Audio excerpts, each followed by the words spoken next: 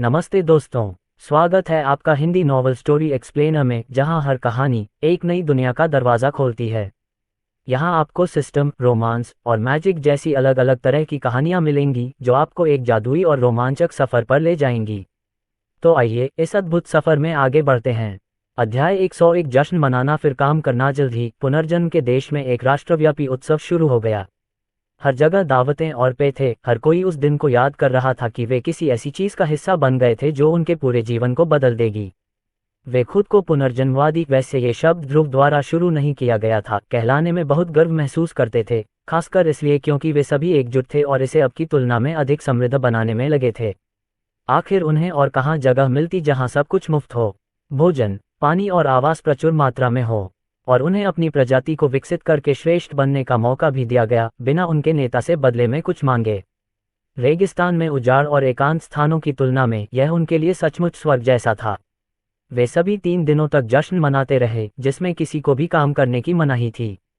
दिन के समय वे सभी अपने घरों से बाहर निकले और बेसबॉल मैदान का दौरा किया, जहां कुछ टीमों ने कुछ शो मैच खेले और ध्रुव ने एक आश्चर्यजनक अतिथि के रूप में उपस्थिति दर्ज कराई, जिससे सभी लोग उसके आगमन पर चिल्लाने और जयकार करने लगे। खेलों के बाद प्लाजा में एक बड़ी दावत रखी गई, जहां सभी ने एक साथ भोजन किया। यह एक बड़ी पिकनिक बन गई, जहां परिवार और मित्र इस बहुमूल्य समय को इस समुदाय के प्रति अपने प्रेम को साझा करने में बिता सकते थे। दोपहर में सभी लोग पूरे देश में घूमने के लिए स्वतंत्र थे तथा हाल ही में उनके साथ शामिल हुए नए निवासियों से अपना परिचय दे रहे थे। बेशक ये थोड़ा प्रतिस्पर्धात्मक हो गया, क्योंकि उनमें से कई लोग अपने नए कौशल या अपने नए विकास के बारे में एक दूसरे के सामने शेखी बघारने और दिखावा करने लगे। और शायद सबसे विशेष घटना रात के दौरान घटित हुई। वे सभी चौक पर बैठे थे और आसमान के अंधेरे को देख रहे थे, तभी अचानक क्षितिज पर रंगों का विस्फोट फैल गया, जिससे फूलों के पैटर्न बन गए, जिन्हें देखने वाला हर कोई चकित और चकित हो गया। बहुत खूब, वह आश्चर्यजनक है। माँ, पिताजी, मैं हमेशा इसी जगह रहना चाहता हूँ। कुछ बौने, जो यहाँ केवल भ्रमण के लिए आए थे, केवल इस उत्सव को देखकर ही यहाँ आने का निर्णय ले लिया। आतिशबाजी जारी रही और हर कोई हौंफते हुए और खुशी से चिल्लाते हुए कह रहा था कि यह थोड़ी देर और जारी रहे। शुक्र है कि ध्रुव ने इसके लिए तैयारी कर ली थी। उसने चिंटू और कुछ अन्य प्रतिभाशाली नागरिकों की मदद ली ताकि सभी के आनंद के लिए अधिक विस्तृत आतिशबाजी शो तैयार किया जा सके। इसके बाद उन्होंने सभी छोटे बच्चों को पटाखे देना शुरू किया, जिससे वे अपने सामने ही आतिशबाजी की खूबसूरती देख सकें। यह एक जादुई रात थी, जहां सभी ने मौज मस्ती की और मनोरंजन का आनंद लिया। ये वास्तव में इतना मज़ेदार था कि उन सभी ने सामूहिक रूप से इस दिन को हर साल पुनर्जन्म दिवस के रूप में मनाने का निर्णय लिया। 3 दिवसीय उत्सव के बाद सभी लोग पहले की तुलना में अधिक तरोताजा होकर काम पर गए, जिससे उन्हें अपने नए विकास और नए कौशल का उपयोग करके अधिक मेहनत करने की प्रेरणा मिली। अपने पहले कार्य के लिए ध्रुव ने चिंटू को अपने देश में जिले बनाने का निर्देश दिया, जिनमें से प्रत्येक में विभिन्न प्रजातियां निवास करेंगी, जिन्हें अपने स्वयं के पर्यावरण की आवश्यकता होगी।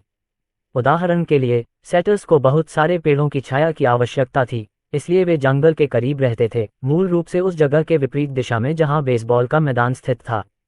जब उन्होंने उनसे पूछा कि उन्हें छाया की आवश्यकता क्यों है, तो पता चला कि वे गर्मी और तापमान के प्रति संवेदनशील हैं। ये सुनकर ध्रुव के पास उनके लिए एक समाधान था, एयर कंडीशनर। श्रेया 3, ओह, क्या आप मुझे एस बड़ी ई बनाने का ब्लूप्रिंट दे सकती हैं? जैसा कि उनके निजी एआई सहायक से अपेक्षा की जाती थी, एचवीएसी प्रणाली बनाने के लिए आवश्यक सभी जानकारी उनके मस्तिष्क से होकर प्रवाहित हुई और उनके न्यूरॉन्स में समाहित हो गई। उसने एक बौने की लोहारी उधार ली और काम पर लग गया। आधे दिन के बाद अंततः उनका काम पूरा हो गया। वह सबसे पुराने सेटायर के पेड़ के घर के शीर्ष पर तैर गया, जिसका निर्माण उन्होंने अभी अभी पूरा किया था। फिर उसने खिड़की के पास एक आयताकार उद्घाटन बनाया और मशीन को बिजली के सॉकेट में प्लग करने से पहले वहां एस बड़ी ई स्थापित किया। इसके बाद उन्होंने सभी सेटर्स को अपने घर पर आमंत्रित किया ताकि वे एयर कंडीशनिंग के चमत्कार का प्रत्यक्ष अनुभव कर सकें।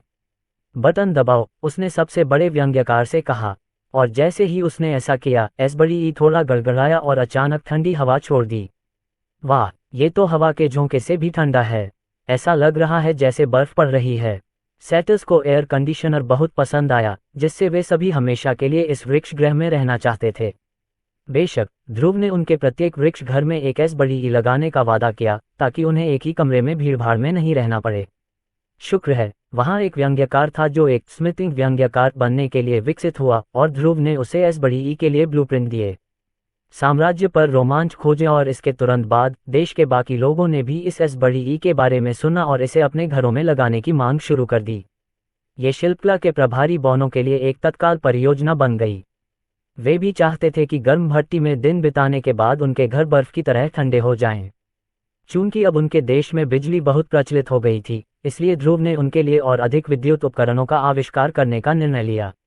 अगले दिन उन्होंने एक रेफ्रिजरेटर बनाया जो लामिया और कसाई मैन की लोगों के बीच लोकप्रिय हो गया, क्योंकि वे अपने मांस और मछली को इसके अंदर लंबे समय तक खराब हुए बिना रख सकते थे। इसके बाद उन्होंने एक बिजली का पंखा, एक वॉशिंग मशीन, एक हीटर, कपड़े धोने के लिए एक इस्त्री और एक बिजली का स्टोव बनाया। उन्होंने पूरे देश के लिए अपने नव विकसित यांत्रिकी के सभी प्रकार के ब्लूप्रिंट दिए। यद्यपि वह ये काम अकेले ही कर सकते थे, लेकिन उन्होंने इस परियोजना को दूसरों को सौंपने का निर्णय लिया क्योंकि उनके पास स्वयं की परियोजना थी। विशेष रूप से ध्रुव मित्रिल के साथ प्रयोग करना चाहता था, जो एक अजीब पदार्थ है जो अपने शरीर में मन को संग्रहित कर सकता है। रघुनाथ के अनुसार मित्रिल बनने के लिए दमिश्क स्टील सबसे उपयुक्त सामग्री थी।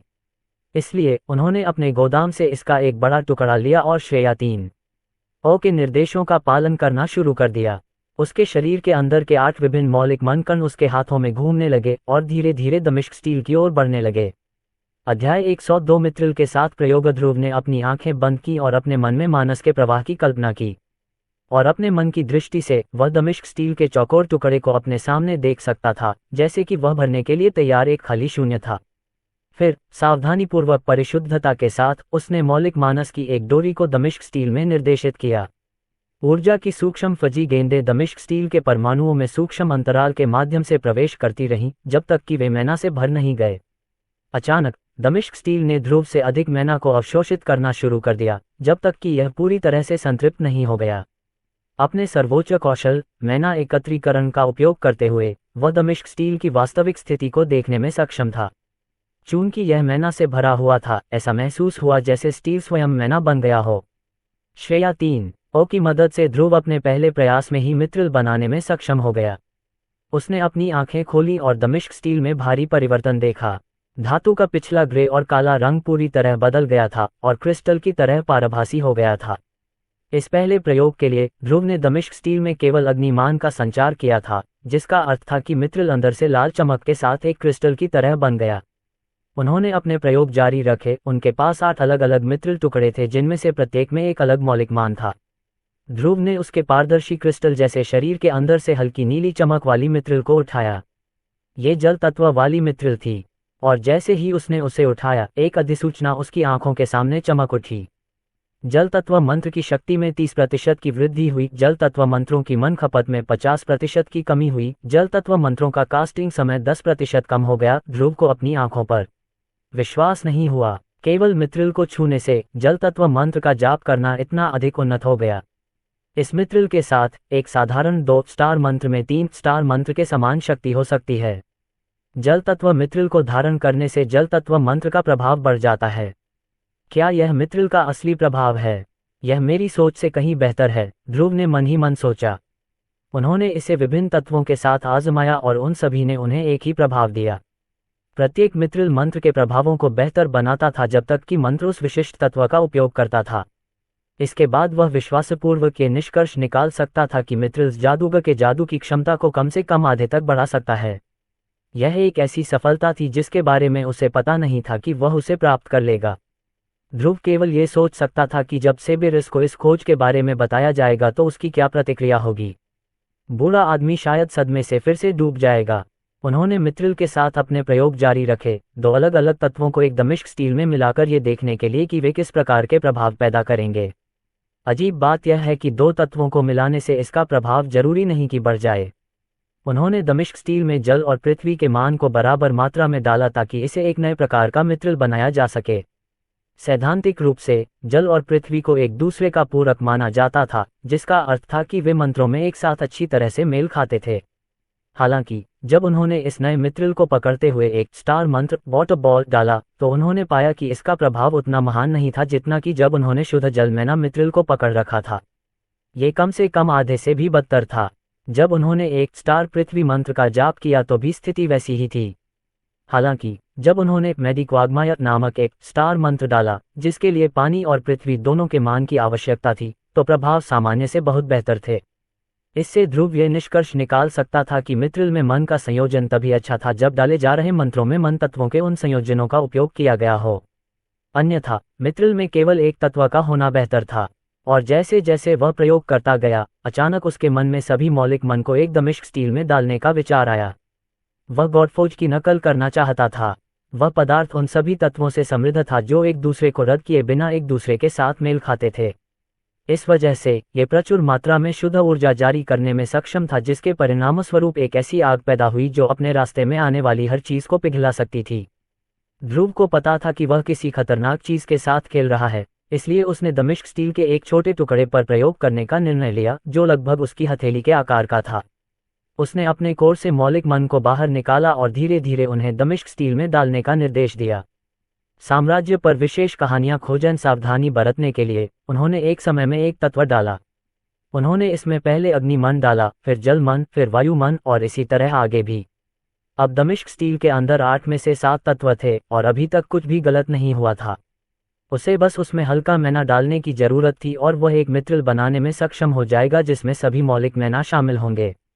जैसे ही हल्का मन उसके हाथों से छूटकर दमिश्क स्टील में प्रवेश किया, अंदर के आमतौर पर शांत और विनम्र तत्वों ने अचानक हिंसक प्रतिक्रिया व्यक्त की, जैसे कि कोई जानवर जाग गया हो। दमिश्क स्टील अपने अंदर के सभी तात्विक मान के सम्मिलन से उत्पन्न समस्त ऊर्जा को संभालने में असमर्थ होकर लाखों टुकड़ों में फट गया और एक जबरदस्त विस्फोट हुआ जिसने आसपास की सभी चीजों को अलग अलग कर दिया। ध्रुव की पूर्ण एकता रक्षा स्वतः सक्रिय हो गई, जिससे उसे विस्फोट से सुरक्षा मिली। उनकी रक्षा की प्रतिरोधक शक्ति ने समय रहते विस्फोट को रोक दिया और उसे बाहर फैलने से रोक दिया। यदि ध्रुव ने इसे दबाया न होता तो ये कहना अतिशयोक्ति न होगी कि विस्फोट ने ध्रुव का पूरा घर और उसके आसपास के सभी घर नष्ट कर दिए होते। कुछ सेकंड बाद उसके कुछ विश्वस्त सहयोगी दरवाजे से अंदर आए, जो उसके घर से आ रही शॉकवेव से घबरा गए थे। बॉस, आप ठीक हैं न? ललित ने चिंतित होकर पूछा। गुरुजी, मैं यहाँ हूँ। वह कौन सा दुश्मन है जिसने आपकी हत्या करने की हिम्मत की?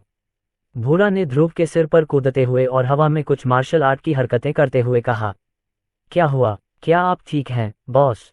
यहाँ तक कि कानून प्रवर्तन प्रमुख सेंटोर भी चिंतित हो गए और ध्रुव की सहायता के लिए दौड़ पड़े। उन्हें सभी को यह समझाना पड़ा कि वह ठीक हैं और यह विस्फोट एक गलत प्रयोग का परिणाम था। इस स्पष्टीकरण के बाद उन्होंने अंततः राहत की सांस ली और अपने दैनिक जीवन में वापस लौट गए। दूसरी ओर भूरा वहीं रुक गया और उसने ध्रुव से उसके प्रयोग के बारे में पूछा। एक बार जब ध्रुव ने उसे यह समझाया तो दुष्ट स्लाइम ने तुरंत ध्रुव से मित्रिल से बना एक कुनाई खंजर बनाने का अनुरोध किया, जिसमें निश्चित रूप से अंदर काला मैना था और उसके द्वारा उपयोग किए जाने वाले सभी काले तत्व मंत्रों की वृद्धि करता था। भूरा के शब्दों से ध्रुव को यह विचार आया कि भविष्य में मित्रिल का उपयोग कैसे किया जा सकता है। अध्याय 103 मित्रिल की क्षमताएं। एक ऐसी दुनिया थी जहां जादू और तलवारें मौजूद थीं, फिर भी ध्रुव ने अभी तक अस्तित्व में एक जादुई कलाकृति नहीं देखी थी। अगर ऐसा था तो यह अविश्वसनीय रूप से दुर्लभ और दुर्लभ था। लेकिन इस खोज के साथ ध्रुव इन मित्रिल अयस्कों को एक हथियार या उपकरण के आकार में ढालकर अपनी जादुई कलाकृतियां बना सकता था। जादूगरों के पास अब ऐसी छड़ियां हो सकती हैं जो विशेष रूप से उनकी शक्ति उत्पादन को कम से कम आधे से बढ़ा सकती हैं। तलवारबाज मित्रिल से बनी तलवार के द्वारा अपनी काटने की शक्ति को बढ़ा सकते हैं, और यहाँ तक कि गैर लड़ाकू प्रतिभाएं भी रेक और हथौड़े जैसे मित्रिल उपकरणों का उपयोग करके अपने उत्पादन को बढ़ा सकती हैं। संभावनाएं अनंत थीं, और रघुनाथ राज्य के साथ सहयोग के कारण अब उनके पास प्रचुर मात्रा में दमिश्क इस्पात उपलब्ध था, जिससे पुनर्जन्म लेने वाले राष्ट्र के पास वे सभी जादुई कलाकृतियां हो सकती थीं जिनकी उन्हें आवश्यकता थी। इस बात को ध्यान में रखते हुए ध्रुव ने तुरंत अपने देश के बौनों और अन्य लोहारों को अपना स्वयं का मित्रिल बनाना सिखाना शुरू करना चाहा। लेकिन ये किसी और दिन का काम था। फिलहाल ध्रुव मित्रिल के साथ अपने प्रयोगों को पूरा करना चाहता था ताकि यह सुनिश्चित हो सके कि बौने गलती से खुद को उड़ा न लें, क्योंकि उन्होंने दमिश्क स्टील में तत्वों के गलत संयोजन का उपयोग किया था। उन्होंने दमिश्क स्टील में विभिन्न तत्वों के संयोजन बनाना जारी रखा और वे सभी उसी तरह काम करते थे जैसा ध्रुव ने उम्मीद की थी। उदाहरण के लिए मित्रिल बनाने के लिए 8 तत्वों में से 7 का उपयोग करने पर कोई विस्फोटक प्रतिक्रिया नहीं हुई। यह मित्रिल अन्य की तरह केवल तभी प्रभावी था जब मंत्र को डालने के लिए 7 तत्वों का उपयोग करने की भी आवश्यकता होती थी। अब केवल एक ही चीज बची थी जिसे आजमाना था, वह थी सभी 8 तत्वों का संयोजन। यद्यपि पिछली बार इसके परिणामस्वरूप बहुत खतरनाक विस्फोट हुआ था, ध्रुव को लगा कि यदि उसे सही परिस्थितियां मिलती तो वह इसे पूरी तरह से रोक सकता था। सैद्धांतिक रूप से ये काम करना चाहिए। आखिरकार उसके शरीर में मौजूद तत्व उसे विस्फोट करने के लिए प्रेरित नहीं कर रहे थे। इसलिए उन सभी को हिंसक प्रतिक्रिया किए बिना सह अस्तित्व में लाने का एक तरीका था। उसे बस और अधिक प्रयोग करने की आवश्यकता थी। श्रेया 3। ओह, क्या आपको लगता है कि अगर मैं सामग्री को छोटा कर दूं तो यह विस्फोट नहीं करेगा? आपके प्रयोगों से मित्रिल के अंदर तत्वों की मात्रा विस्फोट की तीव्रता के साथ सहसंबंधित थी। इसका मतलब ये हो सकता है कि यदि आप एक छोटे कंटेनर में तत्वों की थोड़ी मात्रा डालते हैं तो यह उन्हें एक दूसरे के साथ सह अस्तित्व के लिए पर्याप्त रूप से नम्र बना सकता है। श्रेया 3। ओ ने उत्तर दिया। ध्रुव ने अपने भंडार से एक नाखून के आकार का दमिश्क स्टील निकाला और उसे आजमाया। 7 तत्वों को अंदर डालने के बाद सब कुछ सामान्य लग रहा था। धीरे धीरे उन्होंने दमिश्क स्टील में अंतिम प्रकाश तत्व को इंजेक्ट किया। सामग्री धीरे धीरे चमक उठी और इसकी सतह की धूसर काली परत एक पारदर्शी क्रिस्टल में बदल गई। ये शक्ति से चमकता रहा, मानो शुद्ध ऊर्जा से अभी बाहर निकल आएगा।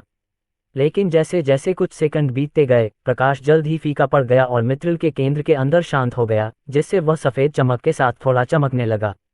ये काम कर गया। ध्रुव खुश हुआ। यद्यपि मित्रिल अस्थिर लग रहा था, फिर भी ये पहली बार था कि उसने बिना विस्फोट हुए सभी तत्वों को अपने अंदर समाहित कर लिया था। मित्रिल में बहुत शक्ति और ऊर्जा होती है, हालांकि इसे थोड़े से विस्थापन से बंद किया जा सकता है। श्रेया 3। ओ ने चेतावनी दी। ध्रुव ने इसमें सभी तत्वों के प्रयोग के कारण इसका नाम एकतम मित्रिल रखा। यद्यपि वह इसे बनाने में सफल रहा, फिर भी ध्रुव इस परिणाम से संतुष्ट नहीं था। यूनिटी मित्रिल सामान्य परिस्थितियों में उपयोग करने के लिए बहुत अधिक अस्थिर था। ध्रुव ने छोटे छोटे मित्रिल के साथ प्रयोग जारी रखा और अंततः उन्होंने एक ऐसा आकार पाया जिसमें मित्रिल निरंतर स्थिर हो गया। उन्होंने अपने हाथ में एक बहुत छोटा मित्रिल अयस्क पकड़ रखा था, जो सामान्य शादी की अंगूठी के हीरे के रत्न के समान आकार का था। उन्होंने ये तुलना इसलिए की क्योंकि दोनों बहुत समान दिखते थे, सिवाय मित्रिल पर हमेशा बनी रहने वाली सफ़ेद चमक के। ध्रुव ने इस लघु यूनिटी मित्रिल का परीक्षण किया और पाया कि यह काफ़ी मजबूत है। उसने इसे कमरे में इधर उधर फेंका, धातु और कंक्रीट पर समान रूप से उछाला और इस पर मुश्किल से कोई खरोंच आई। उन्होंने इसे सभी प्रकार की विनाशकारी परिस्थितियों से गुजारा, जैसे भीषण आग या भीषण ठंड, और यह उनसे भी बच गया। बेशक यह अविनाशी नहीं था, और जब यह नष्ट हो गया तो यह अन्य यूनिटी मित्रिल प्रयोगों की तरह विस्फोटित नहीं हुआ। यह मित्रिल सुरक्षित होने के साथ साथ शुद्ध ऊर्जा से भरपूर भी था। एक अन्य प्रयोग में ध्रुव ने एक प्रकाश बल्ब के 2 तारों को यूनिटी मित्रिल से जोड़ा, और आश्चर्य की बात यह है कि प्रकाश बल्ब जल गया। उन्होंने ये जानने की उम्मीद नहीं की थी कि यूनिटी मित्रिल का उपयोग बैटरी के रूप में किया जा सकता है, लेकिन उन्हें ये पता चल गया। उनके अनुमान से ऐसा लग रहा था मानो इस छोटे से मित्रिल का उपयोग करके प्रकाश बल्ब को हमेशा के लिए चालू रखा जा सकता है। उन्होंने इसे अपने घर के अन्य विद्युत उपकरणों जैसे एयर कंडीशनर और रेफ्रिजरेटर के साथ भी आजमाया। हालांकि यह चालू तो हो गया, लेकिन ये केवल मुश्किल से ही ऐसा कर पाया। इस छोटे से यूनिटी मित्रिल में उन बिजली के भूखे विद्युत उपकरणों को चलाने के लिए बहुत कम तात्विक मान था।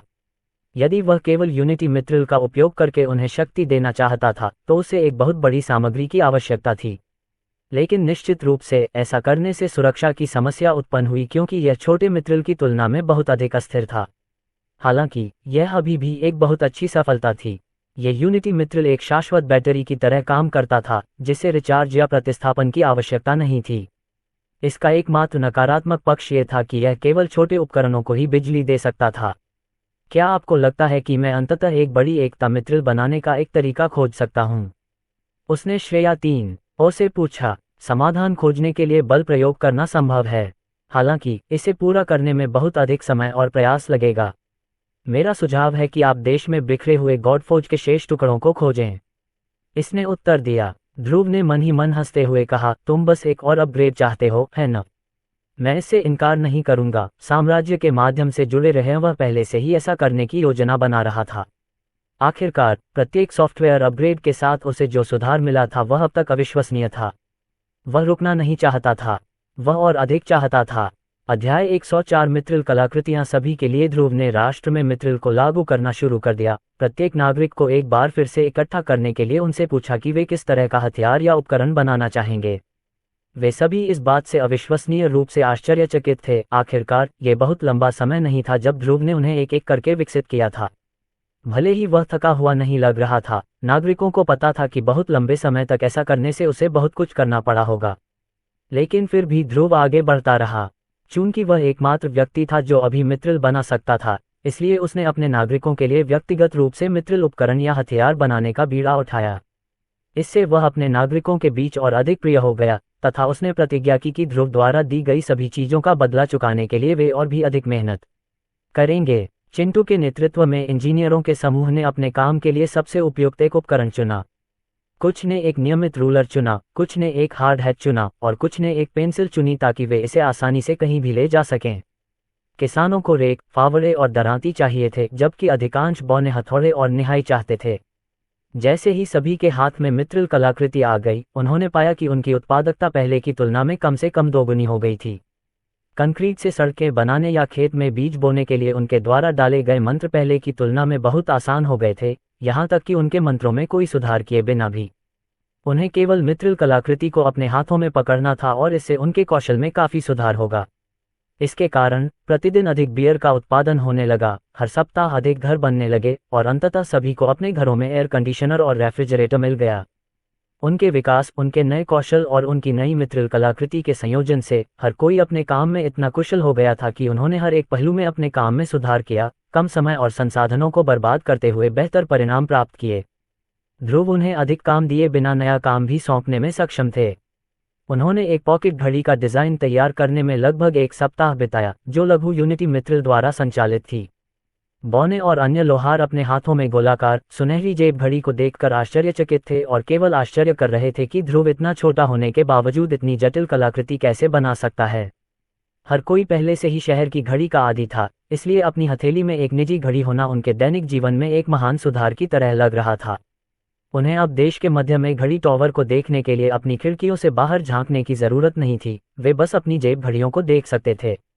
उन्होंने चिंटू को एक और कारखाना बनाने का निर्देश दिया, जिसमें विशेष रूप से पॉकेट घड़ियां बनाने का कारखाना हो। वह एक ही समय में जेब घड़ी और ऑटोमोबाइल बेचने की योजना बना रहा था। ध्रुव ने आशा व्यक्त की कि इन नवीन और अनोखे उत्पादों को मानव बाजार में उतारने से उन्हें क्वींस क्षेत्र में काफी लोकप्रियता हासिल करने में मदद मिलेगी। वह और दिया लंबे समय से क्वींस क्षेत्र में पुनर्जन्म व्यवसाय का विस्तार करने की योजना बना रहे थे। उन्हें पहले ऐसा करने से रोकने वाली एकमात्र चीज ये थी कि किंग्स क्षेत्र और क्वींस क्षेत्र एक बहुत ही खतरनाक पर्वत श्रृंखला से अलग थे। इससे उन्हें अपने बड़े और भारी उत्पादों को देश के बाकी हिस्सों में ले जाने में बाधा उत्पन्न हुई। एम्पायर में रोमांच खोजे, लेकिन अब जब उन्हें रघुनाथ का सहयोग प्राप्त हो गया था, तो वे आसानी से अपने स्थान का उपयोग करके पर्वत श्रृंखला को पार कर सकते थे और बिना किसी समस्या के रानियों के क्षेत्र तक पहुंच सकते थे। और चूंकि वे रघुनाथ डॉम से जुड़ने के लिए एक रेलवे प्रणाली बनाने की योजना बना रहे थे, इसलिए उनके उत्पादों का परिवहन पहले की तुलना में बहुत आसान हो जाएगा। ध्रुव अंततः क्वींस क्षेत्र में पाइपलाइन प्रणाली, ऑटोमोबाइल और कंक्रीट ला सका। तो अभी ध्रुव अपने देश में बहुत सारे उत्पादों का भंडारण कर रहा था, जिन्हें किसी दिन बेचने के लिए क्वींस क्षेत्र में ले जाया जाएगा। जहां तक जादुई कलाकृति का सवाल है, माइकल अभी भी इस बात पर विचार कर रहा था कि उसे कब दुनिया के सामने लाना चाहिए। कम से कम वह बोनो द्वारा मित्रिल बनाना सीखने से पहले इसे दुनिया के सामने नहीं लाना चाहता था। यदि वह इतनी जल्दी मित्रिल कलाकृति प्रस्तुत करता है, तो उसे स्वयं ही इस पर काम करने के लिए मजबूर होना पड़ेगा, क्योंकि वह एकमात्र व्यक्ति था जो इसे बना सकता था। एक बार जब इस देश के बौने और लोहार बड़ी मात्रा में मित्रिल का कुशलतापूर्वक निर्माण करने में सक्षम हो गए, तभी वह अपने पुराने मित्र रंजीत से मिलने आएगा। टॉवर मास्टर के रूप में उसे मित्रिल कलाकृतियों के मूल्य को जानने के लिए पर्याप्त ज्ञान होना चाहिए। और इस तरह दिन बीतते गए और हर कोई कड़ी मेहनत में लग गया।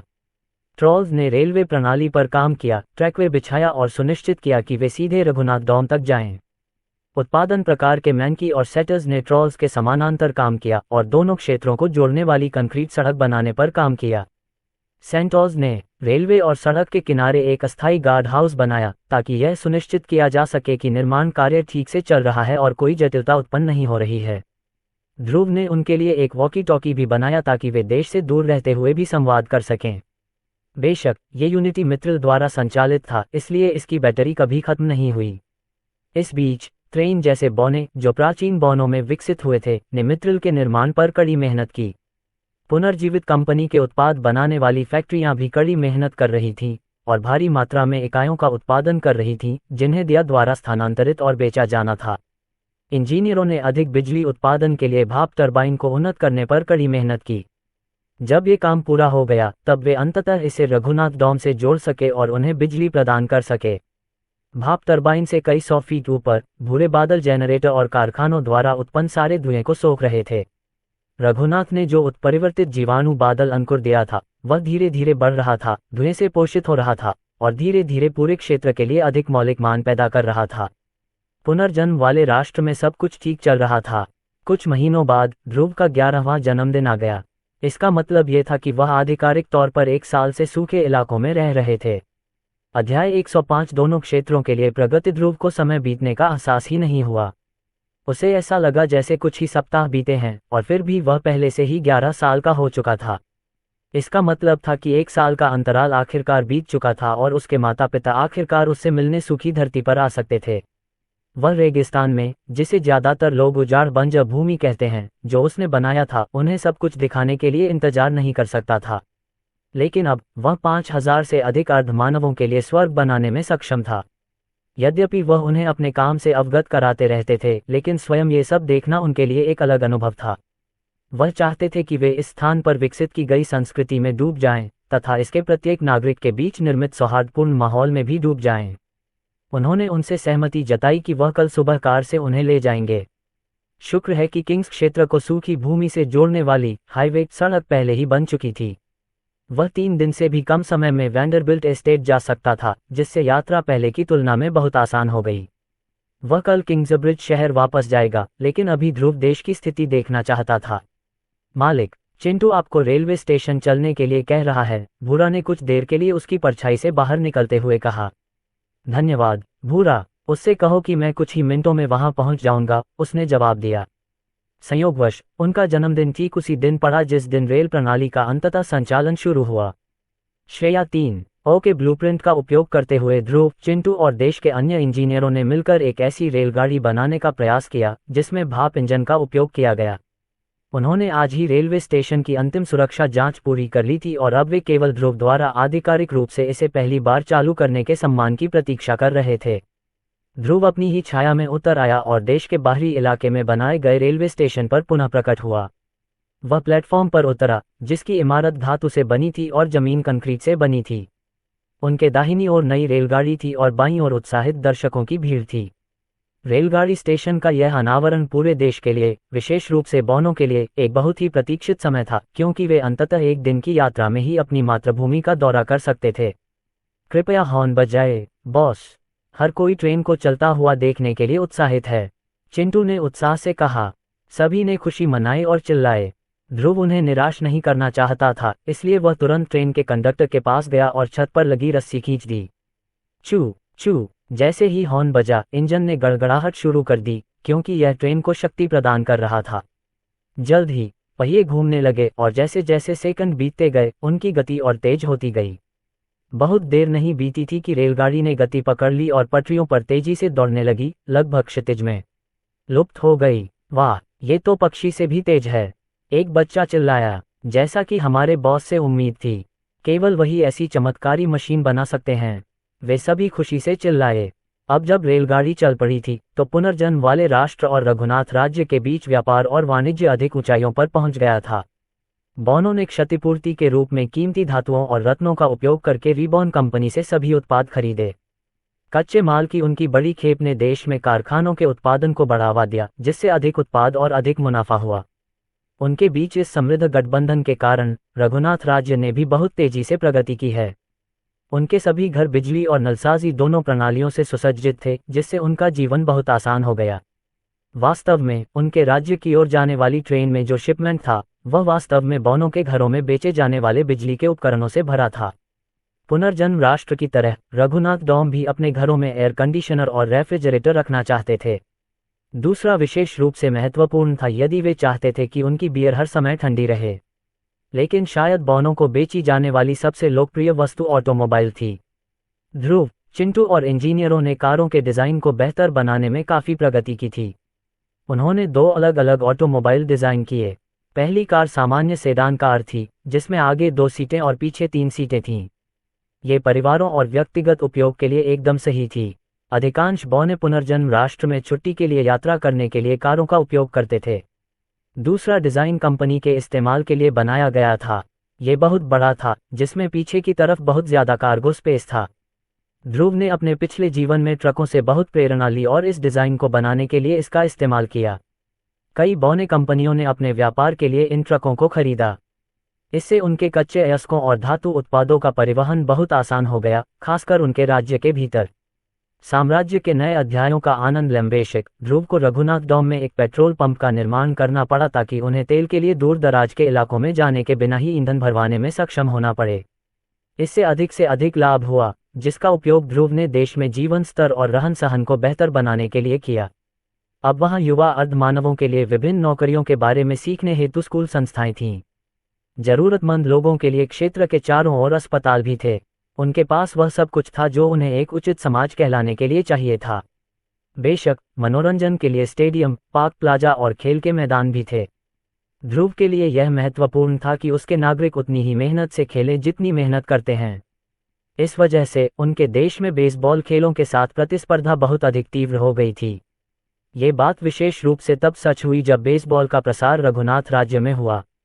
उन्होंने पुनर्जन्म लेने वाले राष्ट्र को हराने के लिए अपनी स्वयं की टीम तैयार की, जिससे कई खिलाड़ियों को अपनी कड़ी मेहनत जारी रखने के लिए मजबूर होना पड़ा, अन्यथा वे पीछे रह जाते। ध्रुव पुनर्जन्म वाले देश के ऊपर हवा में तैर रहा था और सब कुछ घटित होते हुए देख रहा था। उसे यकीन ही नहीं हो रहा था कि केवल 1 वर्ष के बाद ही चीजें इतनी बदल गई थीं। आखिरकार वे उसके बिना खुद को जीवित रख सकते थे। ध्रुव अंततः इतना स्वतंत्र हो गया कि वह बाहर जाकर अन्य गॉडफोज टुकड़ों की खोज करने का प्रयास कर सके। अध्याय 106 एक सड़क की खोज। किंग्सब्रिज क्षेत्र के बाहरी इलाके में एक फेरीवाला अपने बिस्तर से जल्दी उठ गया और अपनी सुबह की दिनचर्या शुरू कर दी।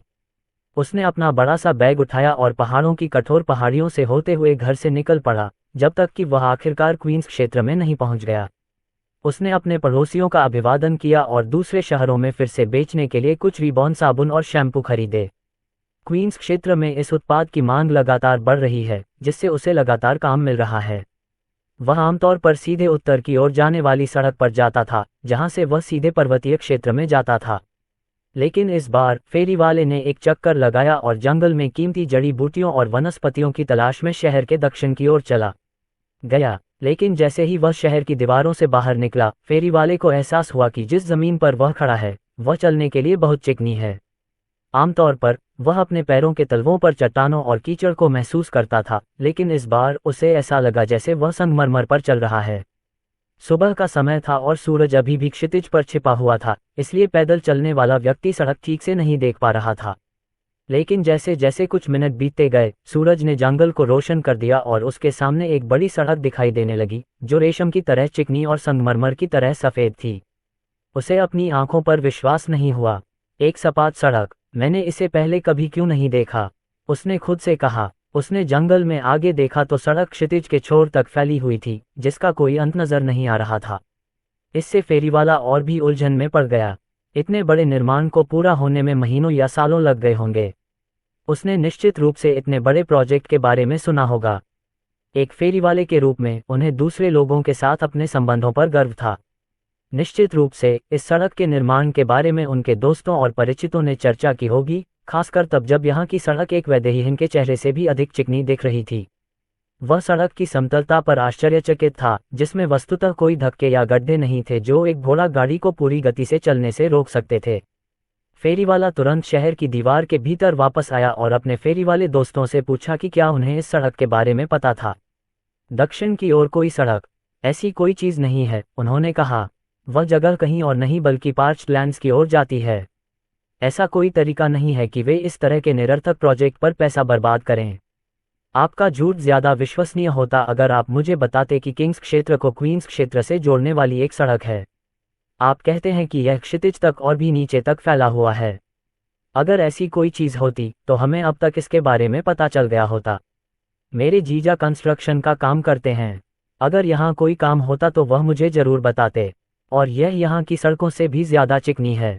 आप मजाक कर रहे हैं मेरे अच्छे सर, ऐसी कोई चीज नहीं है। आपको कुछ चीजें दिख रही होंगी क्योंकि अभी तो दिन काफी जल्दी है। अपने साथी फेरीवालों की अविश्वास भरी निगाहों को देखकर उस व्यक्ति के पास अपनी प्रतिष्ठा दांव पर लगाने के अलावा कोई विकल्प नहीं था। फेरी वाले ने कसम खाए, अगर मेरी बातें झूठी निकली तो मैं नंगा होकर दीवारों के चारों ओर दौड़ूंगा। अन्य फेरी वालों ने उसकी बातें मान ली और वे सभी खुशी खुशी किंग्सब्रिज शहर के दक्षिणी छोर की ओर चल पड़े। वे अपने मित्र का मजाक उड़ाने के लिए तैयार थे, लेकिन जब वे दीवारों के अंत में पहुंचे तो उन्होंने देखा कि द्वार के पास भीड़ जमा हो गई है। ओह, क्या यहाँ हमेशा से सड़क थी? उन्होंने गपशप करते हुए कहा, मैं यहाँ से कुछ ही ब्लॉक दूर रहता हूँ और मैंने ऐसी सड़क पहले कभी नहीं देखी। सभी फेरी वाले उत्सुक नागरिकों को धक्का देकर आगे बढ़ गए और स्वयं सुंदर सफेद कंक्रीट सड़क का नजारा देखा। जमीन की ठोसता महसूस करते ही वे चौंक गए। ये सच है, वे आपस में बुदबुदाए। जल्द ही जब अधिक से अधिक लोगों को इस सड़क के बारे में पता चला तो इस रहस्यमयी नए फुटपाथ की खबर किंग्सब्रिज शहर में चारों ओर फैल गई। हर कोई इस अजीब नई सड़क को देखने के लिए दीवारों के दक्षिणी किनारे पर जाने के लिए अपने रास्ते से बाहर चला गया। आमतौर पर कोई भी इस जगह पर नहीं जाता था क्योंकि यह केवल पारच्ड लैंड्स की ओर जाता था, जो एक उजाड़ रेगिस्तान था जिसके अंदर कुछ भी मूल्यवान नहीं था। लोग सड़कों पर चलने लगे, ये जानने की कोशिश करते हुए कि यह सड़क कहाँ जाती है, लेकिन उन्हें जल्दी ही पता चल गया कि यह सड़क उनके अपने पैरों से चलने की क्षमता से कहीं अधिक दूर तक फैली हुई है। इसलिए घोड़ागाड़ी का इस्तेमाल किया गया। सभी फेरी वाले इस रहस्यमयी सड़क के छोर को खोजने के लिए अपनी अपनी सवारी लेकर आए। जब वे इस रास्ते पर चल रहे थे तो उन्होंने इस सड़क और उन सभी सड़कों के बीच पूर्ण अंतर महसूस किया जिन पर उन्होंने पहले कभी पैर रखा था। ये सड़क इतनी स्थिर थी कि वे बिना गिराए एक कप में पानी भी डाल सकते थे। इससे उनकी जिज्ञासा और बढ़ गई कि यह सड़क किसने और कैसे बनाई। लगभग एक दिन की यात्रा के बाद वे सड़क पर एक दरार में फंस गए। एम्पायर पर नवीनतम जानकारी पड़ेंदाई और एक रास्ता था जो पारच लैंड्स की ओर जाता था, जबकि दूसरा रास्ता किंग्स और क्वींस क्षेत्र के बीच की सीमा की ओर जाता था, जहां कठोर पर्वत श्रृंखलाएं और कुख्यात रघुनाथ डॉम स्थित थे। फेरी वालों को ऐसा लग रहा था मानो वे किसी अद्भुत चीज की खोज करने वाले हैं, इसलिए उन्होंने अपने घोड़ों की गति बढ़ा दी और सड़क पर चल पड़े। वे तब तक चलते रहे जब तक कि उन्हें क्षितिज पर वह रास्ता नहीं दिख गया जहां से सड़क गुजर रही थी, और यह कोई और नहीं बल्कि रघुनाथ धाम था। तुरंत ही उनके दिमाग में तरह तरह के विचार कौंधने लगे। क्या बौनों ने ये सड़क बनाई होगी? आखिरकार इतनी चिकनी सड़क बनाने का हुनर सिर्फ बौनों के पास ही था। हालांकि जब उन्होंने बौनों की प्रतिष्ठा के बारे में सोचा तो उन्हें ये बात समझ में नहीं आई कि वे इंसानों से खुद को दूर रखते हैं। यदि वे स्वयं को अलग थलग रखना चाहते तो उन्होंने दोनों क्षेत्रों को जोड़ने वाली सड़क का निर्माण नहीं किया होता। वे उत्तर की तलाश में रघुनाथ धाम की ओर बढ़ते रहे। अंततः बौने रक्षकों का एक समूह उनके पास पहुंचा। आप मनुष्यों के पास रीबॉर्न कंपनी का प्रतीक नहीं है।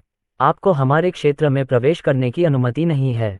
अध्याय 107 पुनर्जन्म। बौनों का सहयोगी फेरी वाले एक दूसरे की तरफ देखने लगे ताकि यह सुनिश्चित कर सकें कि वे सब एक ही बात सुन रहे हैं। वे जानते थे कि बौने उन्हें अपने राज्य में प्रवेश करने से मना करने वाले हैं। उन्हें पहले से ही इसकी उम्मीद थी क्योंकि इस देश में उनके हजारों सालों के इतिहास में उन्होंने कभी किसी इंसान को अपने राज्य की दीवारों के अंदर नहीं आने दिया था। हालांकि उन्होंने कभी यह नहीं सोचा होगा कि उनके इनकार का कारण यह था कि उनकी गाड़ी पर रीबॉर्न कंपनी का प्रतीक चिन्ह नहीं था। Reborn company? अच्छा बौना महोदय, क्या आपने रीबॉर्न कंपनी कहा? फेरी वाले ने पूछा, अपने कान को खुजलाते हुए, ये सुनिश्चित करने के लिए कि वह ठीक सुन रहा है। बौने ने भी आत्मविश्वास से सिर हिलाकर जवाब दिया, हाँ। जब तक आपके पास रीबॉर्न कंपनी का आधिकारिक प्रतीक नहीं होगा तब तक आप इस परिसर में प्रवेश नहीं कर सकते। उनके शब्दों से ऐसा लगता था कि रीबॉर्न कंपनी से जुड़े होने के कारण उन्हें रघुनाथ डॉम में प्रवेश करने का अपवाद मिल गया था, लेकिन यह असंभव था, है न? आखिरकार रीबॉर्न कंपनी एक मानव स्वामित्व वाली कंपनी थी जिसे मनुष्य ही चलाते थे। ऐसा कोई तरीका नहीं था कि ज़ेनोफोबिक बौने स्वेच्छा से मनुष्यों को अपने राज्य में अपना व्यवसाय फैलाने दें। तभी फेरी वालों में से एक ने वन क्षेत्र के चारों ओर देखा और पाया कि उनकी दीवारें ऊंची खड़ी थीं और उन पर लगभग कोई खरोंच नहीं थी। उन्होंने पूछा, एक मिनट रुकिए, आपकी दीवारें भूस्खलन से कैसे सुरक्षित बच गईं? रघुनाथ मंदिर के चारों ओर प्राचीन दीवारें देखकर फेरी वाले को आश्चर्य हुआ क्योंकि उसे निर्माणाधीन आधी अधूरी दीवार देखने की उम्मीद थी। आखिरकार कुछ ही महीने हुए थे, यहाँ तक कि क्वींस और किंग्स क्षेत्र के बीच की पर्वत श्रृंखलाएं भी भूस्खलन के कारण अभी भी जीर्णोद्धार के अधीन थीं और बहुत सी सड़कें अभी भी उखड़े हुए पेड़ों और पत्थरों के कारण अवरुद्ध थीं। और उन्होंने जो सुना था उसके अनुसार रघुनाथ डॉम इस भूस्खलन से बहुत अधिक प्रभावित हुआ था, जिससे उनकी दीवारें और उनके गांव नष्ट होकर मात्र मलबे में बदल गए थे। फेरी वाले ने प्राकृतिक आपदा के बाद के दृश्य स्वयं भी देखे। जब उसने भूस्खलन के तुरंत बाद इस स्थान पर जाने का प्रयास किया तब तो उसने विनाश के अलावा कुछ नहीं देखा था। लेकिन अब बौने किसी तरह से कुछ ही महीनों में दीवारों की अपनी कई परतों को पूरी तरह से फिर से बनाने में सक्षम थे। वे जानते थे कि बौने निर्माण कार्य में अच्छे थे, लेकिन उन्होंने यह नहीं सोचा था कि वे इतने अच्छे होंगे। बौनों ने कबूल किया, हमने उन दीवारों का निर्माण नहीं किया। उन दीवारों का निर्माण रीबॉर्न कंपनी की मदद से किया गया था। मनुष्यों के जबड़े खुले देखकर बौना मन ही मन हंसने लगा। हा हा हा, क्या वे अद्भुत नहीं हैं? विश्वास करें या न करें, उन्होंने हमारी दीवारें सिर्फ 1.5 महीने में ही बना दी, बौने ने शेखी बघारी। फेरी वाले पहले से ही इस बात से आश्चर्यचकित थे कि बौनों ने एक मनुष्य को अपना निर्माण कार्य करने दिया, लेकिन इससे भी अधिक वे तब आश्चर्यचकित हुए जब उन्हें पता चला कि उन्होंने कितनी तेजी से दीवारें बना दीं। ये ऊंची दीवारें सिर्फ 2 महीने में बना दी गईं। आपकी यात्रा साम्राज्य पर जारी है, मुझे खेद है, लेकिन यह संभव नहीं है। बौने ने अब उनसे बहस नहीं की, क्योंकि भले ही वह उन्हें सच्चाई समझा दे, फिर भी उन्हें उस पर विश्वास करना कठिन होगा। बौने ने पूछा, क्या तुम उस सड़क को देख रहे हो जिस पर तुम अभी खड़े हो? मानव क्षेत्रों से जुड़ने वाली इस सड़क को बनाने का काम रीबॉर्न का है। आखिरकार फेरी वालों को जवाब मिल गया कि इस लंबी चौड़ी सपाट सड़क का निर्माण किसने किया। उन्हें यकीन ही नहीं हो रहा था कि इसे रीबॉर्न कंपनी ने बनाया है। और जैसे ही वे इस जानकारी को समझने की कोशिश कर रहे थे, अचानक उन्हें अपने सामने एक गड़गड़ाहट जैसी आवाज सुनाई दी। जब उन्होंने ऊपर देखा तो उन्हें रघुनाथ मंदिर की दीवारों से बाहर निकलती हुई अजीब आयताकार और बक्सेनुमा गाड़ियां दिखाई दीं। पहली अजीब बात जो उन्होंने देखी वह ये थी कि गाड़ियों को आगे खींचने के लिए कोई घोड़ा नहीं था।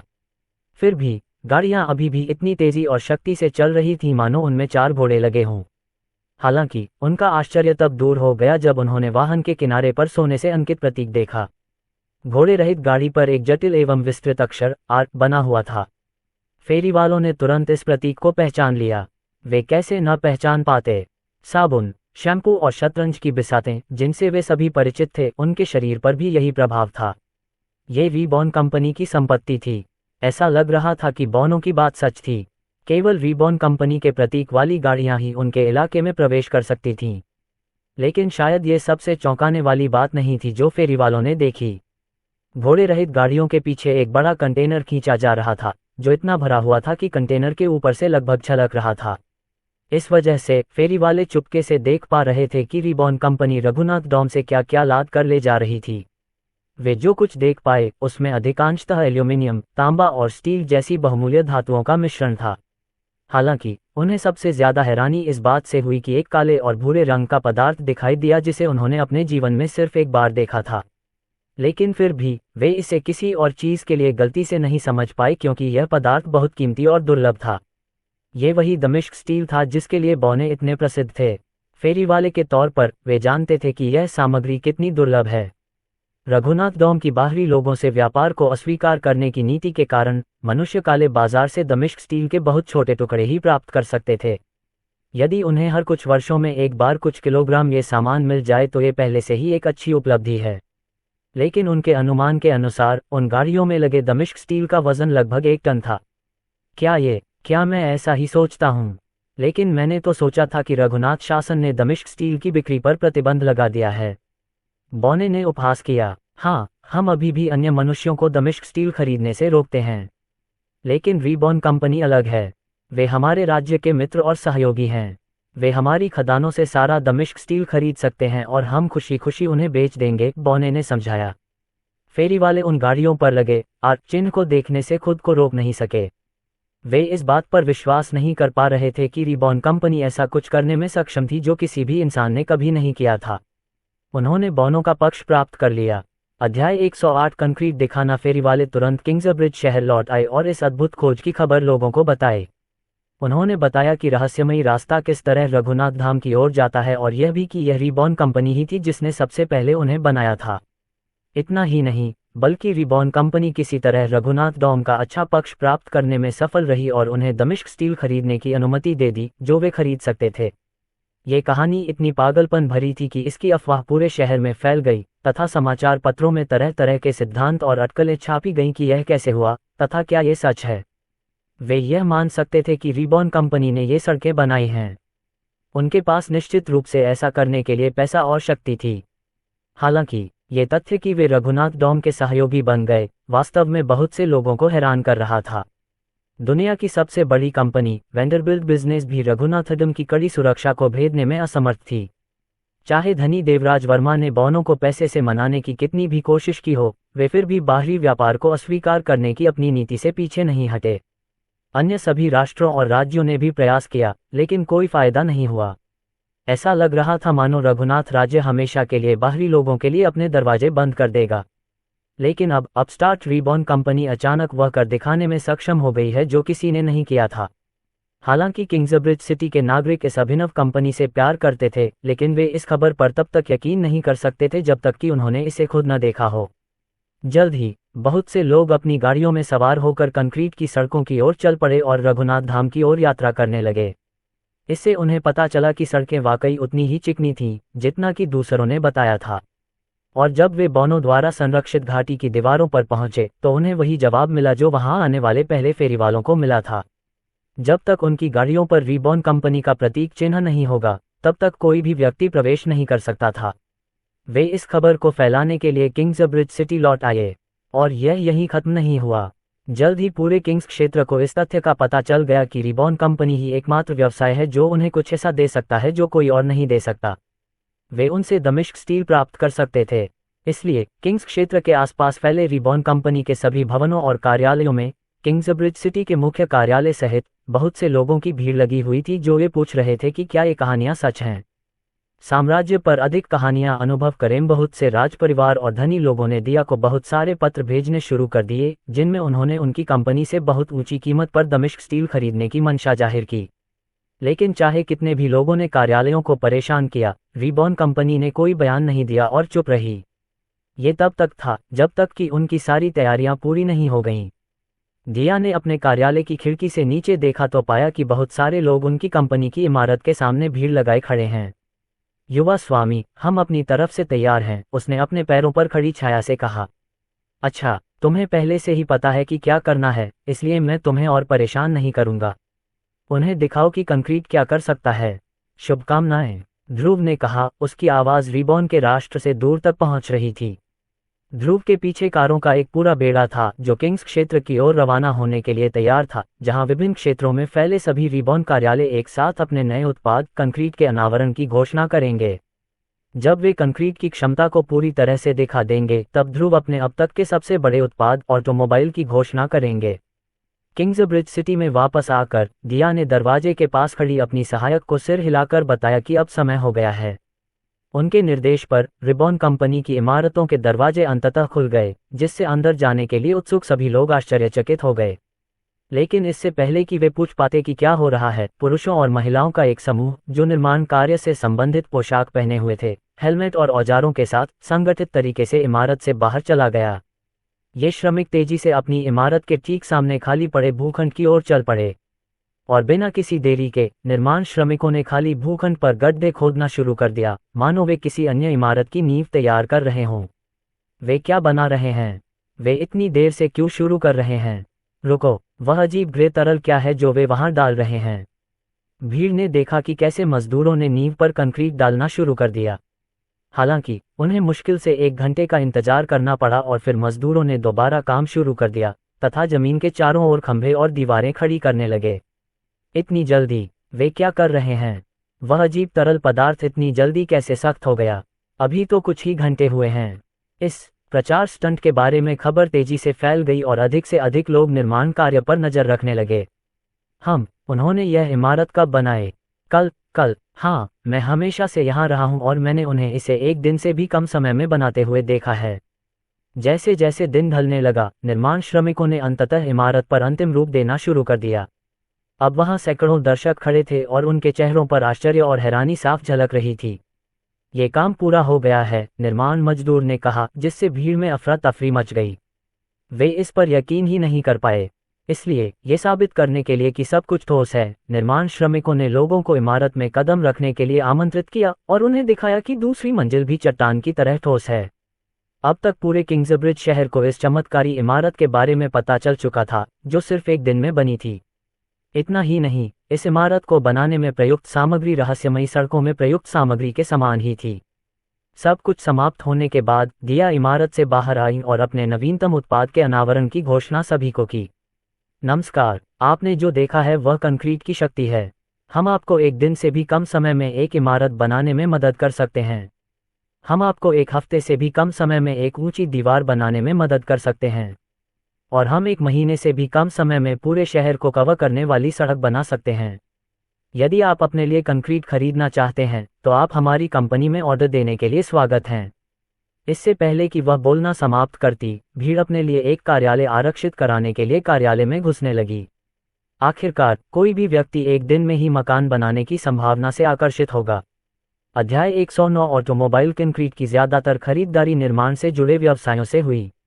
उन कंपनियों ने थोक में कंक्रीट खरीदा और अपने इस्तेमाल के लिए घरों में कंक्रीट लिक्विड की मांग की। हालांकि सामान्य किसान या व्यवसायी भी कुछ कंक्रीट खरीदना चाहते थे। कंक्रीट का उपयोग करके निर्माण कितना आसान और तेज हो सकता है। किसान खुद ही झोपड़ियां और खलिहान बना सकते हैं और उन्हें किसी और से बनवाने में कोई पैसा बर्बाद नहीं करते। इस बीच व्यापारियों ने तुरंत अपने लिए भी एक बैच आरक्षित कर लिया, क्योंकि कंक्रीट उन्हें अपनी कंपनियों को तेजी से और सस्ते में विस्तारित करने की अनुमति दे सकता था। हम अपने कंक्रीट के ऑर्डर की उम्मीद कब कर सकते हैं? मुझे इस महीने इसकी ज़रूरत है। हम उन्हें खुद ही उठा लेंगे। आपका गोदाम कहाँ स्थित है? दिया ने मुस्कुराते हुए उनकी चिंताओं का समाधान किया। चिंता मत करो प्रिय ग्राहकों, यदि आप आज कंक्रीट का एक बैच ऑर्डर करते हैं तो हम आपके बैच को सीधे आपके स्थान पर पहुंचा देंगे। उसने अपनी आवाज में आत्मविश्वास के साथ कहा। इससे भीड़ भ्रमित हो गई और सोचने लगी कि यह कैसे संभव होगा। लेकिन तभी उन्हें अचानक सड़क से दीवारों तक आती हुई एक गड़गड़ाहट जैसी आवाज सुनाई दी। सभी की आंखें चौड़ी हो गईं जब उन्होंने सड़कों पर बक्सेनुमा वाहनों को बिना किसी घोड़े के धक्का दिए दौड़ते देखा। सड़कों पर चल रहे घोड़ागाड़ी वाले वाहन एक तरफ खड़े हो गए, क्योंकि मोटर गाड़ियां उनके पास से गुजर गईं, जिससे घोड़े भी घबरा गए और शांत हो गए। वे क्या हैं? वे गाड़ियों की तरह दिखते हैं, लेकिन ये बहुत अलग है। क्या ये चलने के लिए जादू का उपयोग कर रहा है? दिया इंतजार कर रही थी, क्योंकि ऑटोमोबाइल ट्रकों की पहली पंक्ति रिबॉन कंपनी के कार्यालय के ठीक सामने रुकी थी, जिससे दर्शकों की भीड़ इन अजीब वाहनों के लिए रास्ता बनाने के लिए पीछे हट गई। अंततः होबमैन और ड्वॉर्फ्स वाहनों से बाहर निकले और कंक्रीट की मुख्य सामग्री, मुख्यतः सीमेंट, रेत और समुच्चय को कार्यालय के पीछे स्थित अपने भंडारण गोदाम में उतारना शुरू कर दिया। कंक्रीट को लंबे समय तक भंडारित करने के लिए बेहतर है कि उसे पाउडर के रूप में ही रहने दिया जाए तथा आवश्यकता होने पर ही उसमें मिश्रण किया जाए। इसके बाद दिया ने प्रीतम को निर्देश देना शुरू किया कि वह कंक्रीट की खेप को सीधे ग्राहक के स्थान पर पहुंचाए तथा किंग्सब्रिज शहर में हर जगह पहुंचाए। ये छोटा सा स्टंट एक पत्थर से दो पक्षियों को मारने जैसा था। एक तो वे सभी को दिखा रहे थे कि वे सीमेंट को कितनी तेजी से कहीं भी पहुंचा सकते हैं, और दूसरा वे ऑटोमोबाइल के पूर्ण उपयोग को प्रदर्शित कर रहे थे, जिससे शहर भर में कारों के चलने से बहुत अधिक जिज्ञासा और उत्सुकता पैदा हो रही थी। और सबसे अच्छी बात यह थी कि किंग्स क्षेत्र के सभी इलाकों में ऐसा हो रहा था। चाहे वह ग्रामीण इलाकों का छोटा सा गांव हो या क्वींस क्षेत्र के पास का कोई बड़ा शहर, हर रिबॉन कार्यालय ने अपने दोनों नए उत्पादों का प्रदर्शन किया, कंक्रीट और ऑटोमोबाइल। दिया को ग्राहकों का ध्यान आकर्षित करने की भी जरूरत नहीं थी। वे स्वेच्छा से उनके दफ्तर में घुस आए और शहर भर में कंक्रीट पहुंचाने के लिए इस्तेमाल की जाने वाली अजीबोगरीब घोड़े रहित गाड़ियों के बारे में पूछा। एक बार जब ये बात फैल गई कि इन कारों को चलाने के लिए किसी जादू या घोड़े की जरूरत नहीं है, तो रिबॉन कंपनी के नवीनतम आविष्कारों के बारे में काफी गपशप और चर्चा होने लगी। लेकिन शायद चीजें तभी सुधरी जब लोगों को यह एहसास हुआ कि घोड़ागाड़ी की तुलना में गाड़ियां कितनी तेज हैं। उदाहरण के लिए, शहर में ऑटोमोबाइल आने के तुरंत बाद दिया ने तुरंत एक सेवा शुरू की, जिससे लोगों को दूर दराज के स्थानों तक जाने के लिए वाहन की सुविधा मिल गई, ठीक उसी तरह जैसे लंबी दूरी की गाड़ियों का उपयोग बहुत से लोगों को एक क्षेत्र से दूसरे क्षेत्र में ले जाने के लिए किया जाता था। आप कह रहे हैं कि हम इस अजीब वाहन में सवार हो सकते हैं और यह हमें ग्रास वैली ले जाएगा? फेरी वाले ने पूछा। हाँ, ये सही है। क्या आप टिकट खरीदना चाहेंगे? बस कार लगभग 2 घंटे में रवाना होगी, एक महिला हॉबमैनकीज ने अपनी कलाई पर बंधी घड़ी को देखते हुए कहा। इस तरह की सेवा अजीब नहीं थी, क्योंकि बहुत सी घोड़ागाड़ियां ऐसी ही सेवा देती थीं। हालांकि ये ऑटोमोबाइल कोई साधारण गाड़ी नहीं थी। वह और कई अन्य फेरी वाले और घुमक्कड़ इस नई घोड़ा रहित गाड़ी के बारे में जानने के लिए उत्सुक हो गए और उन्होंने एक टिकट खरीद लिया। 2 घंटे बाद हॉबमैनकी के ड्राइवर ने इंजन चालू कर दिया, जिससे विमान में सवार यात्री चौंक गए। जैसे ही कार चलने लगी, फेरी वालों ने देखा कि यह कार सामान्य गाड़ी की तुलना में अधिक चिकनी थी, साथ ही इसकी गति भी काफी तेज थी। इस गति से ग्रास वैली की ओर जाने वाली सामान्य 4 दिवसीय यात्रा में केवल 3.5 दिन लगेंगे। लेकिन जब वे अंततः किंग्सब्रिज सिटी की दीवारों से बाहर निकले तो ऑटोमोबाइल ने अचानक गति बढ़ानी शुरू कर दी। अब जब वे रिबॉर्न कंपनी द्वारा निर्मित समतल कंक्रीट सड़कों पर थे तो होबमैन की ड्राइवर अंततः ऑटोमोबाइल के इंजन में मौजूद जानवर को बाहर ला सका। अरे अरे, यह क्या है? हम दुर्घटनाग्रस्त होने वाले हैं। मैं तोप के गोले जैसा महसूस कर रहा हूँ। यात्री डरे हुए थे, लेकिन जैसे जैसे वे समतल सड़कों से गुजर रहे थे उन्हें अचानक एहसास हुआ कि ऐसा लग ही नहीं रहा था कि वे किसी गाड़ी में सवार हैं। अगर वे अपनी आंखें बंद कर लें तो उन्हें पता भी नहीं चलेगा कि वे आगे बढ़ रहे हैं। क्या हम इतने तेज हैं? देखो, वह क्षितिज पर ग्रास वैली है। यह असंभव है। हमने एक दिन भी यात्रा नहीं की है। जब वे अंततः ग्रास वैली गांव में पहुंचे तो फेरी वाले आश्चर्यचकित रह गए। वे इतनी तेजी से यात्रा कर रहे थे कि उन्हें यकीन नहीं था कि यह सही जगह है भी या नहीं।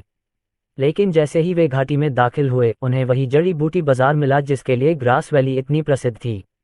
उन्होंने बाजारों में हल्दी बिकते हुए देखी। ये जड़ी बूटी यहाँ सस्ती थी, लेकिन किंग्सब्रिज शहर में महंगी थी क्योंकि दोनों क्षेत्रों के बीच यात्रा काफ़ी लंबी थी। लेकिन अब वे हल्दी खरीद सकते हैं और 2 दिन से भी कम समय में किंग्सब्रिज वापस जा सकते हैं।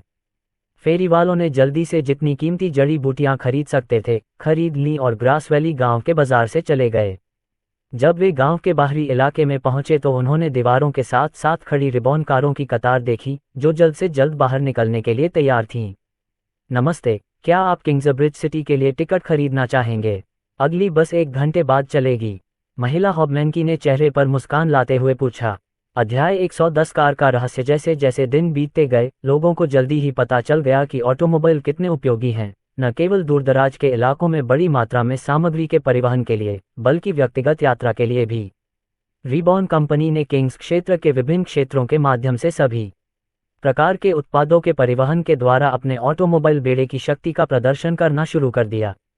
उदाहरण के लिए हल्दी, जो ग्रास वैली से बहुत दूर के क्षेत्रों में बहुत दुर्लभ थी, अब हर क्षेत्र में किसी भी रिबॉर्न कंपनी के बाजार में खरीदी जा सकती थी। सबसे अच्छी बात यह थी कि यह सामान्य कीमतों की तुलना में बहुत सस्ती थी क्योंकि ऑटोमोबाइल के साथ उन्हें परिवहन करने का प्रयास बहुत आसान था। कंक्रीट कंपनी के लिए एक बहुत बड़ा व्यवसाय बन गया जब से लोगों को ये समझ में आया कि दिया का क्या मतलब था जब उन्होंने कहा था कि वे किंग्स क्षेत्र में कहीं भी डिलीवरी कर सकते हैं। ग्रामीण क्षेत्र और गांव, जहां केवल लकड़ी के घर और झोपड़ियां थीं, अब अपने क्षेत्र में शहर जैसी इमारतें बना सकते थे क्योंकि पत्थर या स्टील की तुलना में कंक्रीट का परिवहन आसान था। जिन राज परिवारों के पास अपनी जमीन का टुकड़ा था उन्होंने अपने क्षेत्र का और अधिक विस्तार करने के लिए रिबॉर्न की ओर रुख किया, जिससे उन्हें बहुत ही कम समय में दीवारें और इमारतें बनाने का मौका मिला। बेशक एक बार जब लोगों को ऑटोमोबाइल की असली ताकत का एहसास हुआ तो लोगों ने पूछना शुरू कर दिया कि वे अपने वाहन कैसे खरीद सकते हैं। व्यवसाय, राजघराने और यहाँ तक कि आम लोग भी अपने वाहन खरीदना चाहते थे। वे हमेशा किंग्सब्रिज की सड़कों पर चलने वाली किसी भी रिबॉर्न ऑटोमोबाइल को देखकर चौंक जाते थे और उम्मीद करते थे कि एक दिन वे भी इसे खुद चला पाएंगे। ध्रुव ने एक सामान्य सेडान कार की कीमत लगभग 10,000 स्वर्ण मुद्राएं तथा एक बड़े ट्रक की कीमत 40,000 स्वर्ण मुद्राएं रखी। कुछ होशियार व्यवसायी लोगों ने तुरंत अपनी सेडान कार खरीद ली ताकि इसे अपना व्यवसाय बना सकें। वे इसे गाड़ी की तरह इस्तेमाल करते थे और अपनी गाड़ियों पर सवारी करके सस्ते दामों पर बेचते थे। ध्रुव अपनी कंपनी के लिए ऑटोमोबाइल के इस्तेमाल पर एकाधिकार कर सकते थे। आखिरकार कारों की गति और दक्षता ने उन्हें दूसरों पर प्रतिस्पर्धात्मक बढ़त हासिल करने की अनुमति दी क्योंकि वे दूसरों की तुलना में कम कीमत पर दुर्लभ उत्पाद प्रदान कर सकते थे। हालांकि ध्रुव को पता था कि यह एक अदूरदर्शी योजना थी। वह बहुत आगे की सोच रहा था जब पूरी दुनिया ऑटोमोबाइल का इस्तेमाल कर रही थी। आखिरकार ये कारें हमेशा नहीं चल सकती थीं। उन्हें ईंधन की जरूरत थी जो कि नेशन ऑफ रिबॉर्न में उनके पास प्रचुर मात्रा में था। अतः जैसे ही लोगों ने अपनी गाड़ियां खरीदनी शुरू की, ध्रुव ने दिया से प्रदेश के चारों ओर बहुत सारे गैस स्टेशन बनवाने शुरू करवा दिए ताकि सभी को उनकी आवश्यकतानुसार ईंधन उपलब्ध कराया जा सके। और क्योंकि अधिकाधिक लोग ऑटोमोबाइल खरीद रहे थे, इसलिए कई क्षेत्रों को भी कारों के लिए जगह बनाने हेतु अपने क्षेत्रों में बड़ी सड़कें बनाने हेतु उनसे कंक्रीट खरीदने के लिए बाध्य होना पड़ा। उन्होंने किंग्स क्षेत्र के विभिन्न शहरों और गांवों को जोड़ने वाली सड़कों का निर्माण भी शुरू किया, जिससे ऑटोमोबाइल को अपनी पूरी क्षमता दिखाने का मौका मिला। कंक्रीट और ऑटोमोबाइल के आगमन के साथ किंग्स क्षेत्र में वाणिज्य को बड़ी तेजी मिली तथा सोने का प्रचलन सामान्य से कहीं अधिक तेज गति से होने लगा। लेकिन निश्चित रूप से रिबॉर्न कंपनी को उस धन का अधिकांश हिस्सा प्राप्त हुआ जिसका उपयोग ध्रुव ने अपने देश में कारखानों को चालू रखने और उत्पाद बनाने में किया। रंजीत किंग्सब्रिज सिटी के मैजिक टॉवर का टावर मास्टर था। उसे जादू और सभी रहस्यमयी चीजों का मुख्य अधिकारी माना जाता था।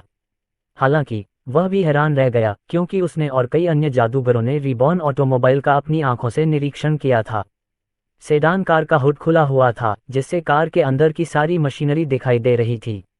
एक 6 सितारा जादूगर ने 5 सितारा मंत्र सब कुछ देखने वाला जादू का इस्तेमाल किया जिससे उसे अपने आसपास के सभी मौलिक मान को महसूस करने की अनुमति मिली। हालांकि जब उसके सिर के ऊपर तैरती जादुई आंख ने ऑटोमोबाइल के माध्यम से देखा तो उसे ऐसा कोई संकेत नहीं मिला कि इसे काम करने के लिए किसी जादुई मंत्र का इस्तेमाल किया जा रहा है। इसमें कोई जादू नहीं है, उन्होंने अविश्वास से भरी आवाज में कहा।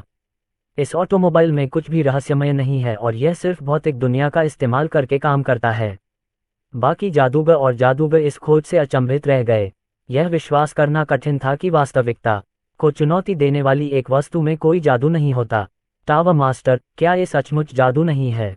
ये कैसे संभव है? सभी लोग कमरे में मौजूद सबसे बुद्धिमान व्यक्ति की ओर मुड़े।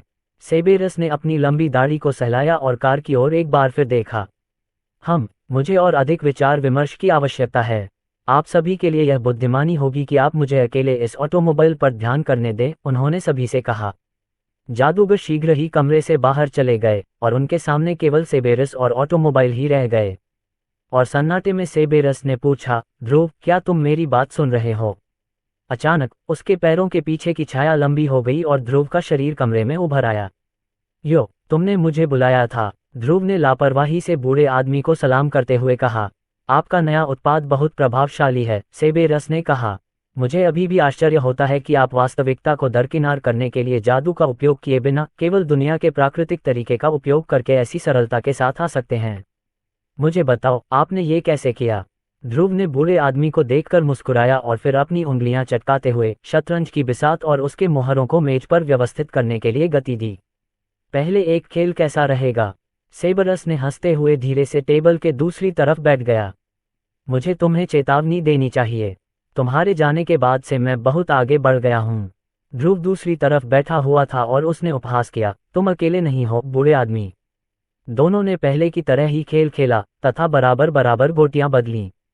लेकिन चाहे सेबेरस ने सोचा हो कि उसने कितना भी सुधार कर लिया है, अंत में ध्रुव हमेशा ही बढ़त हासिल करता दिखाई दिया। क्या परेशानी हो रही है? क्यों ना आप खुद को शांत करने के लिए कुछ पी लें? ध्रुव ने मजाक में कहा। सेबेरस ने पानी का एक घूंट पीने से पहले ध्रुव को घूर कर देखा ताकि वह अपना दिमाग तरोताजा कर सके और अपने अगले कदम के बारे में सोच सके। मिशेल ने सही अवसर देखकर अंततः अपनी बात रखी। ओह, मैंने कुछ विशेष बनाया है, क्या तुम इसके बारे में कुछ जानते हो? उसने सेबेरस को मित्रिल का एक टुकड़ा दिखाते हुए कहा। और जैसा कि अपेक्षित था, सेबेरस ने सदमे में आकर अपने कप का सारा पानी थूक दिया। ध्रुव अपनी इस सही समय पर की गई खोज पर बेकाबू होकर हंसते हुए जमीन पर लौटने लगा। अध्याय 111 सेबेरस को उपहार। सेबेरस बेकाबू होकर खांसने लगा, लेकिन उसकी आंखें मेज पर पड़े नाखून के आकार के यूनिटी मित्रिल पर टिकी थीं। सिर्फ उसे देखने से ही उसे पता चल गया कि इसमें रहस्यवादी के रहस्य समाये हुए हैं जिनसे वह भी अनजान था। उसे ऐसा लगा जैसे वह किसी शक्तिशाली और प्राचीन अवशेष को देख रहा हो जो समय की रेत में खो गया था और अब जाकर आखिरकार उसका चेहरा दिखा। वह उस वस्तु से इतना मोहित हो गया कि उसे ध्रुव की शरारत पर भी कोई आपत्ति नहीं हुई। खांसी, यह क्या है? मुझे लगता है मुझे उस पदार्थ में निहित मौलिक मान की तीव्रता महसूस होती है। ध्रुव ने अपनी आंखों से आंसू पोंछे और हंसना बंद कर दिया। टावर मास्टर को इस तरह चिढ़ाने के बाद उसे सच जानने का हक था। उसने यूनिटी मित्रिल को उठाया और उसे सेबेरस की ओर फेंक दिया, जिससे सफेद दाढ़ी वाला बूढ़ा व्यक्ति घबरा गया और उसने मित्रिल को हवा में 2-3 बार उछाला, फिर अपने लिबादे से उसे पकड़ लिया। ये कुछ ऐसा है जो मैंने रघुनाथ धाम का दौरा करने के बाद खोजा था। उनके अनुसार इस सामग्री को कहा जाता है मिथरिल। सेबेरस ने ध्रुव की बात पूरी करते हुए कहा। दुनिया में जादू से जुड़ी हर चीज के प्रभारी संगठन गिल्ड ऑफ आर्काना के एक प्रतिष्ठित सदस्य के रूप में सेबेरस को दुनिया के इतिहास और वर्तमान युग से पहले की दुनिया के बारे में बहुत सारी प्राचीन जानकारी थी। और अगर आज से एक चीज की कमी है जो प्राचीन दिनों में प्रचलित थी, तो वह थी मित्रिल की मौजूदगी। विद्वानों ने लिखा है कि मित्रिल वह सामग्री थी जिसने बौनों को ऐसी संरचनाएं बनाने में सक्षम बनाया जो कल्पना को वास्तविकता में बदल देती थीं। लेकिन कुछ अज्ञात परिस्थितियों के कारण प्राचीन बौनों ने मित्रिल बनाने की क्षमता हमेशा के लिए खो दी। तो ये सच था कि आपने बौनों को अपनी दीवारें आपके लिए खोलने के लिए राजी कर लिया था। मुझे नहीं पता कि आप ऐसा कैसे कर पाए, लेकिन ये देखना और भी अविश्वसनीय है कि आप मित्रिल को फिर से बनाने में सक्षम थे। आर्काना गिल्ड के शीर्ष विद्वानों और जादूगरों ने अपना अधिकांश समय मित्रिल को पुनः बनाने के तरीकों को खोजने के लिए शोध और प्रयोग करने में बिताया, लेकिन कोई फायदा नहीं हुआ। फिर भी ध्रुव ऐसा करने में सक्षम था। सेबरस को ध्रुव को देखे हुए सिर्फ 1 साल ही हुआ था, लेकिन ऐसा लग रहा था कि वह भूल चुका था कि वह बच्चा कितना बड़ा प्रतिभाशाली था, और शायद अब भी वह उसे कमतर आंक रहा था। लेकिन इस मित्रिल में कुछ अलग है। यह अलग अलग रंगों से क्यों चमक रहा है? अभिलेखों में कहा गया है कि मित्रिल में केवल 1 या 2 रंग होते हैं। सेबेरस ने यूनिटी मित्रिल को अपनी आंखों के पास रखते हुए कहा, आह, यह अलग बात है। तुम्हें पता है कि मैं सभी 8 तत्वों को नियंत्रित कर सकता हूँ, है न? खैर, मैंने उन सभी को एक मित्रिल में डालने की कोशिश की।